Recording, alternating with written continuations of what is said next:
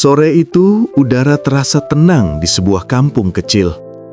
Dari kejauhan, seorang pria tua berbalut jubah putih dan kalung salib di lehernya berjalan perlahan menuju masjid. Para pemuda yang sedang bersih-bersih halaman langsung menghentikan aktivitasnya. Mereka saling pandang, heran, dan sedikit canggung. Di tangan pria itu, tampak sebuah kotak kayu usang yang dijinjing hati-hati. Tak ada yang tahu, isi kotak itulah yang akan mengubah pandangan mereka tentang arti persaudaraan sesungguhnya. Assalamualaikum sahabat semua, selamat datang kembali di channel yang selalu menghadirkan kisah nyata penuh inspirasi, nilai kemanusiaan, dan pelajaran berharga dalam kehidupan. Di sini, kita belajar bahwa kebaikan bisa hadir dari siapa saja, kapan saja, dan dengan cara yang tak pernah kita duga. Sebelum lanjut ke kisah yang luar biasa hari ini, dukung terus channel ini dengan menekan tombol like, subscribe, dan aktifkan notifikasinya agar kamu gak ketinggalan kisah-kisah inspiratif selanjutnya. Di sebuah kota kecil di Jawa Tengah, sore hari di Masjid Al-Ikhlas selalu ramai oleh para pemuda. Mereka sedang bersiap untuk acara bakti sosial, membersihkan lingkungan, menyiapkan santunan anak yatim, dan mendistribusikan sembako. Farhan, ketua pemuda masjid yang ramah dan tegas, sedang mengatur pembagian tugas ketika matanya menangkap sosok asing di ujung jalan. Seorang pria tua mendekat perlahan. Ia mengenakan pakaian khas pendeta dengan jubah panjang. Wajahnya teduh namun menyimpan kesedihan. Di tangannya, sebuah kotak kayu tua dibalut kain lusuh. Para pemuda spontan berhenti bekerja. Beberapa menatap penuh curiga. Sebagian lainnya hanya bingung. Belum pernah ada pendeta datang ke masjid sebelumnya, apalagi membawa sesuatu yang tampak berharga. Pria tua itu berhenti di depan pagar masjid. Dengan suara lembut, ia berkata, "Assalamualaikum, apakah saya boleh masuk sebentar?"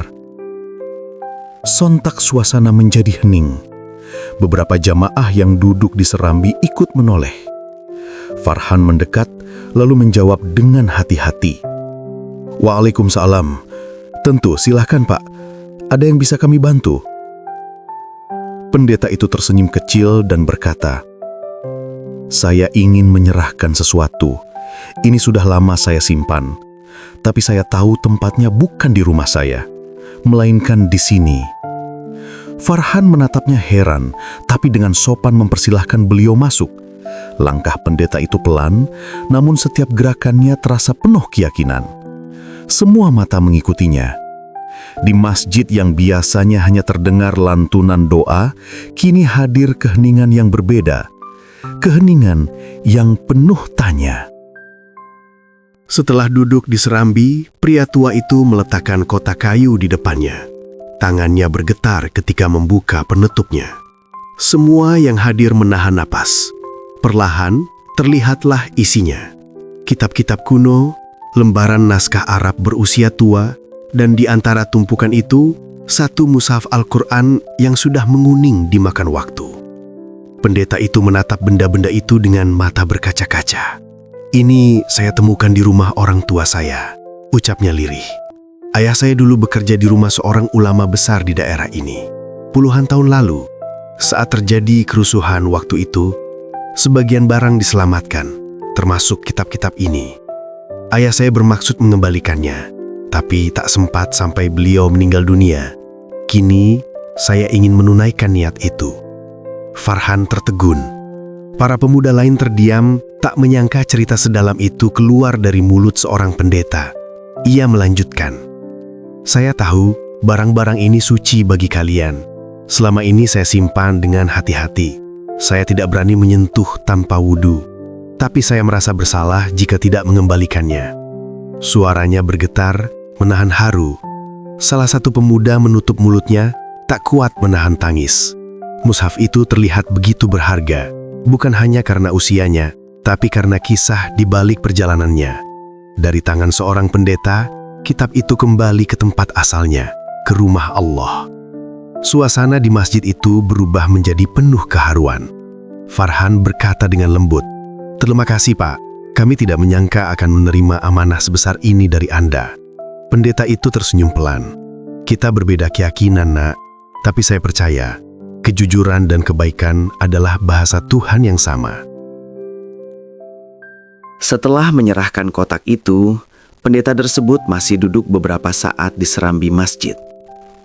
Farhan menyajikan segelas air putih dan memulai percakapan kecil. "Boleh saya tahu apa yang membuat Bapak mau repot-repot datang sendiri ke sini?" Pendeta itu tersenyum, menatap langit senja yang mulai jingga. "Saya sudah tua. Saya tak ingin membawa penyesalan ketika ajal tiba. Saya ingin menepati janji ayah saya dan sekaligus menepati janji pada hati saya sendiri." Ia melanjutkan dengan suara lembut, "Saya tumbuh di lingkungan muslim, banyak teman masa kecil saya yang muslim, dan mereka semua orang baik. Tapi ketika konflik terjadi, saya melihat kebencian menghapus kasih. Saya tidak ingin itu terulang lagi. Maka saya datang bukan hanya untuk mengembalikan benda ini, tapi juga untuk mengembalikan kepercayaan." Farhan mendengarkannya dengan mata berkaca. "Bapak luar biasa. Saya kagum atas ketulusan ini." Sang pendeta menatapnya dan berkata, "Nak, kebaikan tidak punya agama. Tuhan tidak menilai siapa yang berdoa dengan cara apa, tapi siapa yang menjaga nurani dengan tulus." Kata-kata itu membuat semua yang mendengar terdiam lama. Di tengah keheningan sore itu, dua manusia berbeda iman berbagi nilai yang sama, cinta dan keikhlasan. Di masjid itu tak ada perdebatan, tak ada perbedaan. Hanya dua hati yang bertemu dalam satu bahasa universal, kebaikan. Tak lama kemudian suara azan maghrib berkumandang. Pendeta itu terdiam, menundukkan kepala. Para pemuda bersiap mengambil air wudhu, sementara Farhan menatap tamunya itu. "Pak, kami akan sholat dulu. Silakan duduk di sini jika ingin menunggu." Pendeta itu tersenyum. "Tentu, izinkan saya ikut berdiam dan mendoakan juga dengan cara saya." Ia menutup mata ketika imam mulai mengumandangkan takbir. Di tengah suara bacaan ayat suci, ia duduk tenang, menunduk penuh hormat. Tak ada kata, hanya keteduhan yang mengalir di antara mereka. Setelah sholat selesai, Farhan menghampiri dan berkata, "Kami semua mendoakan agar Tuhan selalu melindungi Bapak." Pendeta itu menjawab dengan mata berkaca, "Terima kasih, Nak. Semoga Tuhan yang sama yang menciptakan kita juga menjaga kalian dalam kebaikan." Malam itu, suasana masjid terasa berbeda. Tidak ada dinding pemisah, hanya rasa damai yang menyelimuti semua. Beberapa jamaah mendekat dan menyalami sang pendeta. Bahkan seorang anak kecil mengulurkan kurma padanya. Pendeta itu tersenyum lebar. "Terima kasih, Nak. Ini manis sekali," katanya sambil tertawa pelan. Semua orang tertawa bersamanya. Kisah itu meninggalkan kesan yang dalam, bahwa keindahan iman justru terlihat dari bagaimana kita menghormati perbedaan. Setelah semuanya selesai, pendeta itu bersiap pulang. Kotak kayu telah diserahkan sepenuhnya kepada pengurus masjid. Farhan mengantarnya sampai ke gerbang. Di sana, mereka sempat berbincang sebentar.